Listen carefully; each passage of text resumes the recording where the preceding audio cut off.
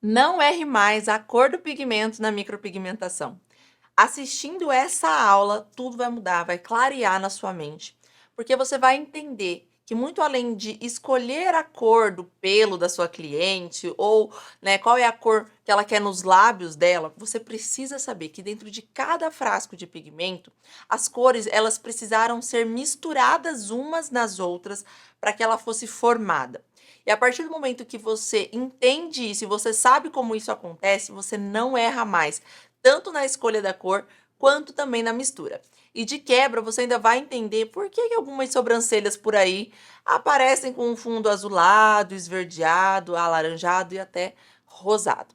Pois é, eu vou mostrar aqui para vocês por que isso acontece, mas mais do que isso, eu vou mostrar para vocês como não errar mais, tá? Então assiste com muita atenção, se necessário, anota, reveja, porque vai mudar completamente aí o seu dia a dia a partir dessa aula. E pode parecer inofensivo e um pouco bobo, né? Porque vocês podem ver aqui tudo que eu separei, né? Algumas cores de canetão e também de tinta guache. Pois é, a gente vai voltar lá na segunda série, na aula de educação artística, mas tenho certeza que vai ser importante para vocês. Vamos lá, eu fiz um círculo aqui, pessoal. São 3 círculos, né? Só que eles são sobrepostos e isso é proposital para que vocês entendam a psicologia aí, né, das cores que a gente cria para pigmentos. Então, se a gente for falar de sobrancelhas, a gente sabe que a base de todas as cores de sobrancelha, independentemente do subtom, é o marrom, né? Então a gente parte, né, desde o marrom mais claro, o marrom mais escuro, o marrom médio. E aí, às vezes a gente olha para o frasquinho de pigmento e a gente simplesmente acha que aquela cor brotou ali. E não foi assim que aconteceu. O que acontece é que todas as cores, elas são formadas a partir das cores primárias. E não tem nada de errado se você não lembrar, eu tô aqui para fazer você lembrar.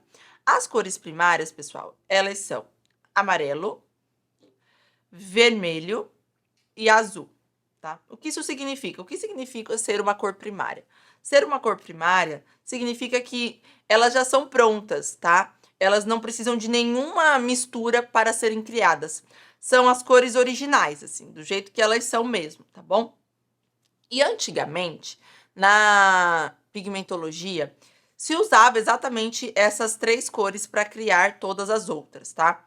Porém, a gente entendeu, né, a médio e longo prazo, que usar o azul nessa mistura para a formação do marrom começou a ser prejudicial, porque começou a médio e longo prazo essas sobrancelhas ficarem azuladas, esverdeadas. Então, o que foi feito? Substituiu-se o azul na pigmentologia pelo preto, tá? Que é uma cor neutra, não é uma cor primária. Tanto o preto quanto o branco são cores neutras, tá? A ausência de luz e a presença de luz, tá? Então aqui reflete luz, aqui não reflete luz, ok? Então foi substituído no lugar do azul para não ter essas intercorrências aí de cores fantasias. Isso é importante você lembrar para o quesito pigmentologia, tudo bem? Então a gente já vai descartar o azul aqui para não gerar confusão na mente de vocês, tá? Vou colocar o azul aqui, porque no lugar dele nós utilizaremos o preto. E o branco, gente, ele é para criar nuances do marrom, tá? Então, você vai encontrar, por exemplo, algumas referências de CI dos pigmentos contendo branco. Tem 2 objetivos. O primeiro é criar novas nuances. E o segundo objetivo é para aumentar o poder de fixação do pigmento por conta de ser uma substância inorgânica, aonde o nosso organismo ele não consegue absorver, ele não consegue consumir, não consegue degradar. Então, o dióxido de titânio equilibrado na medida certa, misturado às outras cores orgânicas que são consumidas pelo organismo, ele ajuda a reter, segurar e fixar mais, tá? Então, esses são os 2 objetivos, mas para entender colorimetria a gente não vai precisar deles aqui. O que a gente precisa entender? A partir da mistura dessas 3 cores, tá? Então, se a gente pegar aqui, ó, o amarelo, tá? Vou fazer aqui bem trabalhinho de artes, né? Mães entenderão. Porque a gente, quando tem filho, né, volta a fazer esse tipo de coisa. Mas aqui é importante para você. Se você tiver lápis de cor aí na sua casa e quiser fazer isso aqui para memorizar, tá? Vai te ajudar bastante. Então, Pintei aqui uma parte do círculo de amarelo, tá? Isso aqui, para vocês visualizarem, vai ser bem importante do que eu só ficar falando. Uma outra parte aqui, eu vou pintar de vermelho, tá? São cores primárias. E aí, como vocês já sabem, a gente substituiu, né, o azul dentro, né, da pigmentologia para sobrancelhas. A gente não usa mais azul, a gente usa o preto, tá? No lugar do azul. Então, aqui eu vou colocar o preto. Só que tem um detalhe, gente. Quando era o azul que era utilizado, ele conseguia ser misturado na mesma proporção que as outras duas cores para criar o marrom. Porém, quando foi trocado, né, o azul pelo preto, substituído, o preto ele é uma cor muito mais intensa, né? Então, não dá mais para você colocar a mesma proporção de preto do que se colocava do azul na mistura, porque daí ele sobrepõe e ele acaba apagando as outras cores. Então, o preto ele sempre vai entrar numa menor quantidade aqui para a formação do marrom médio, tá? Se fosse com o azul, a gente podia usar a mesma quantidade, mas se tratando, né, do preto, a gente tem que ir com mais cautela. Ou seja, o que eu quero dizer para vocês? A mistura dessas três cores origina um marrom, ou seja, a base dos pigmentos de sobrancelha. Então, se eu pegar aqui no centro, ó, eu vou pôr um pouquinho do amarelo, tá? Eu vou pôr um pouquinho do vermelho. Um pouquinho do vermelho. E eu vou pôr um pouco menos do preto, tá, gente? Lembrando que o preto a gente tem que ter mais cautela, porque, de fato, ele é mais intenso. E aí, se eu misturar essas três cores, tá? Vou misturá-las aqui, ó. Juntamente com vocês. Ó. Mistura, mistura, mistura. Posso pôr um pouquinho mais de amarelo.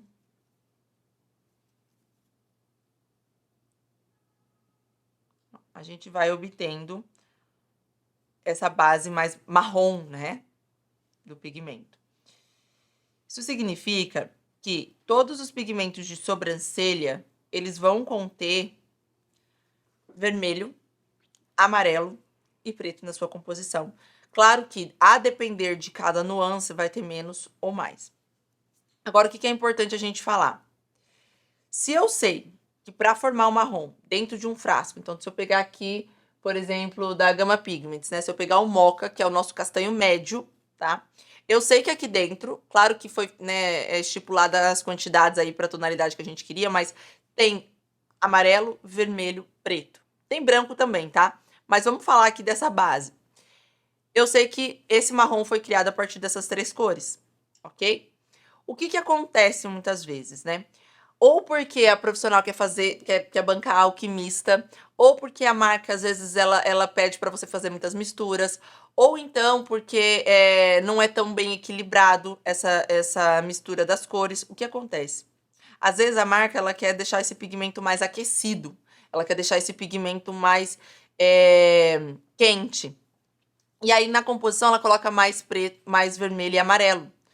E se a gente lembrar lá da nossa aula de artes, se a gente pega vermelho e se a gente pega o amarelo e mistura, talvez você já saiba aí a cor que vai dar, mas se você não lembra, a gente vai ter o laranja. Ou seja, o laranja é uma cor secundária, tá? Criada a partir da mistura de duas cores primárias. Então, nós temos o laranja. Se você pegar vermelho e preto,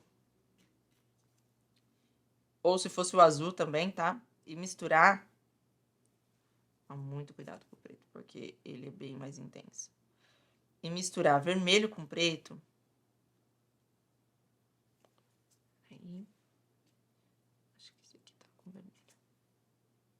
Ó, nós vamos obter um fundo mais arroxeado, tá? A mistura de vermelho com azul, vermelho com preto, ela traz um fundo mais frio, mais arroxeado, isso por conta do vermelho, tá bom? E o que acontece se eu misturar preto com amarelo? Deixa eu pegar aqui. Eu vou ter um fundo esverdeado. Por isso que em alguns vídeos que eu degrado cores, né, e eu falo de pigmentologia, eu falo sobre não inventar de misturar pigmento claro com pigmento escuro, tá? Achando que você vai ter uma cor média, porque não é isso que acontece, tá? Então aqui a gente tem um fundo mais esverdeado. Por que é tão importante eu saber disso, Nando? O que muda na minha vida a partir do momento que eu sei disso aqui? O que vai mudar na sua vida é o seguinte, ó. Você vai perceber que algumas sobrancelhas que aparecem com um fundo roxo, lilás, são sobrancelhas que foram feitas com uma tinta com mais preto e vermelho na sua composição, de forma um pouco desequilibrada, tá? Ou a profissional fez misturas. É por isso que a Gama Pigments, por exemplo, ela elimina a necessidade de misturas, para você não ter nenhum risco de errar, tá? Então, pigmentos com alta carga de vermelho ou de vermelho e preto, ou vermelho e azul, se for um pigmento muito antigo, né, que a marca não se atualizou, digamos assim, vai ter um fundo roxeado. Por que a gente vai ver algumas sobrancelhas com fundo alaranjado, né? Porque nesse pigmento tem uma alta carga de uma forma desequilibrada de vermelho e amarelo, tá? Isso acontece muito com pigmentos inorgânicos, tá? E o que acontece quando a gente vê um pigmento com fundo esverdeado, tá? Esse pigmento, ele tem muito preto e amarelo na sua composição, na sua mistura, e acabou na degradação ficando com fundo esverdeado.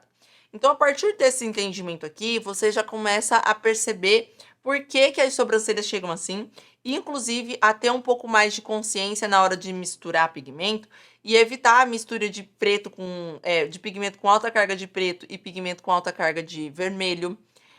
Você evita misturar pigmento com alta carga de amarelo e alta carga de preto, porque você já sabe o que isso vai dar, tá? Sendo assim, a partir desse entendimento aqui da colorimetria, a gente entende que para equilibrar, vamos dizer que chegue para você uma cliente, né, com um fundo laranja, roxo, verde, você vai precisar das cores que estão faltando ali, justamente, né? Se está laranja é porque tem muito amarelo e vermelho. Então, o que está faltando? Nossa, tá faltando preto, Nanda? Você não vai tacar preto em cima da sobrancelha da pessoa, né? Em nome de Jesus. Então, você vai vir com uma cor mais fria, que é o verde oliva, que a gente consegue criar com os próprios pigmentos de sobrancelha, por exemplo, né? Que você já tem ali na sua bancada. Aí sim, vale você fazer uma misturinha ali para você criar uma cor neutralizadora de um fundo laranja, por exemplo. Não, dessa cliente veio com fundo meio lilás. O que eu faço? Se tá lilás é porque tem muito vermelho e preto, então a gente precisa vir com um fundo mais amarelado. Então você vai escolher um pigmento com uma alta carga de amarelo na composição para passar por cima, né, dessa micropigmentação e conseguir neutralizar. E aí você pode falar assim, não, daí quando tá muito verde, né, verde, cinza, azul, o que eu faço? Você precisa vir com uma cor quente. E aí você vem com um fundo laranja para aquecer essa tonalidade. Então, só recapitulando aqui. A cor que neutraliza o verde, tá? É o laranja. A cor que neutraliza o laranja, vermelho, rosa, tá? Deixa eu até colocar aqui, porque pode ser também vermelho. Tem um cliente com fundo vermelho. Tem cliente com fundo rosa das sobrancelhas. Aqui, no verde também, tem cliente com fundo azul. E tem cliente com fundo cinza. Deixa eu escrever aqui. Então, a cor que neutraliza esse fundo fantasia aqui é o laranja. A cor que neutraliza esse fundo fantasia aqui é o verde oliva, não é esse verde bandeira aqui do canetão não, tá? É um verde que a gente cria. E aí, eu vou gravar um vídeo falando sobre neutralização de sobrancelhas com vocês, mas essa aula de colorimetria aqui, ela é extremamente importante. Inclusive, nesse vídeo, eu vou solicitar para que a pessoa assista essa aula. E a cor que neutraliza um fundo roxeado é o amarelo, tá? Com alta carga de amarelo na sua composição. Então, a partir do momento que você entende colorimetria, você entende alguns erros e você entende como consertá-los. Lembrando que, nesse vídeo que eu vou gravar de neutralização, eu vou explicar melhor para vocês quando pode fazer. Não é porque a cliente veio com a sobrancelha cinza, preta, que você vai tacar laranja em cima. Não é assim, gente, pelo amor de Deus. Existe todo uma análise, uma avaliação a ser feita para isso. Aqui é de uma forma bem crua que eu estou explicando para vocês em relação às cores, tá? Então, essa aula aqui é para que você não erre mais na escolha da cor, na mistura e muito menos, né, que você diga para cliente que tá com uma cor fantasia que não tem o que fazer, porque tem solução, tá? A gente pode partir para um laser, para uma despigmentação química ou para uma neutralização de sobrancelhas. Eu vou gravar um vídeo para vocês falando sobre isso, vai estar aqui no meu canal, vocês busquem aqui. E se você tiver alguma sugestão ou alguma dúvida ainda pertinente, né, em relação a esse assunto, deixa aqui nos comentários. De repente eu gravo até um outro vídeo explicando mais ainda a fundo para vocês. Combinado? Um beijo. Não deixem de se inscrever no canal e de curtir o vídeo para a gente ganhar relevância. Beijinho, até o próximo.